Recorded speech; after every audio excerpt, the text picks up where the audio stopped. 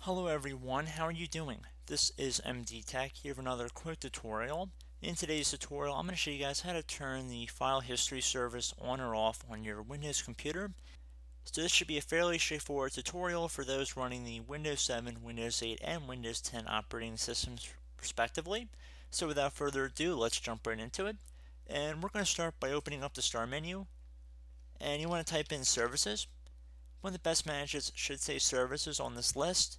You want to left click on it one time to open it up, and now you want to use the scroller on the right side here or your mouse scroller and go down to get to the file history service right here. Double click on it.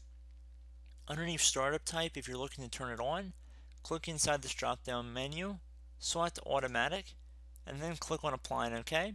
If you're looking to disable this service, click inside the drop down menu and select disabled and then apply and OK. It's whatever you're trying to accomplish. So I'm going to select apply and OK to turn it on.